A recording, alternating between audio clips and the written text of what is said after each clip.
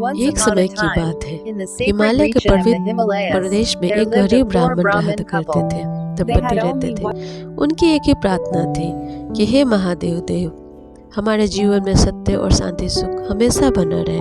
वो रोज सुबह ब्राह्मण अपनी पत्नी के साथ मिलकर शिवलिंग पर जल चढ़ाता था, शिवलिंग से महिमा गाता था, लेकिन घर में धन नहीं था, भोजन भी बहुत मुश्किल से मिल पाता था।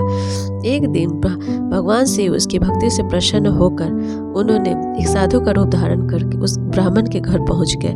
घर आकर उसके भोजन भी बहुत बड़ी मुश्किल से मिलता था, लेकिन उसने ब्राह्मण ने मुस्कुरा कर कहा कि स्वामी, हमारे पास थोड़ा ही है, पर आप इसे ग्रहण करें।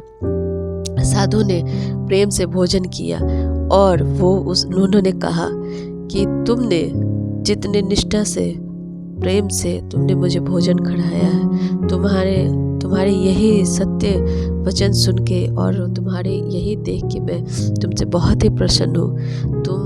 तुम निष्कपट हो, निश्चल।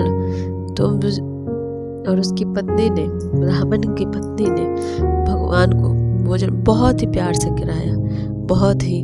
उसने कहा कि प्रभु, हमारे पास भोजन और हमारे पास धन तो नहीं है, लेकिन हमारे पास प्रेम है, हमारे पास जो भी है आप इसे बहुत प्यार से ग्रहण करिए, हमारे इस भाव को स्वीकार करिए।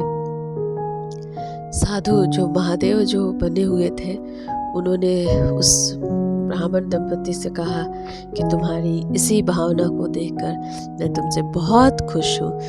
और वो ब्राह्मण की ये बातें सुनकर वो कुछ देर के बाद वो अंतर्ध्यान हो गए, जैसे मानो चमत्कार हो गया। उसके यहाँ धन की और कमी नहीं हुई, अनाज पूरा चारों तरफ अनाजों का ढेर बढ़ गया, गाय जो बेसुमार दूध देने लगी। सभी लोग ये सारी चीज़ों को देखकर बहुत आश्चर्यचकित हुए और उन्होंने कहा कि ये सब कैसे संभव हो गया। कुछ लोगों ने ये पूछा कि तुम्हें यह कैसे मिला। तब ब्राह्मण ने बहुत मुस्कुरा कर कहा कि यह सब शिव सत्य का फल है। जब मन में विश्वास हो, भाव से, और कोई भी पूजा करता है, भगवान उनके जरूर सुनते हैं। भगवान भाव के भूखे होते हैं। तो दोस्तों, कथा का यही संदेश है कि भाव के से भगवान प्रसन्न होते हैं, ना कि धन से। शिव चाहते हैं कि उनके भक्त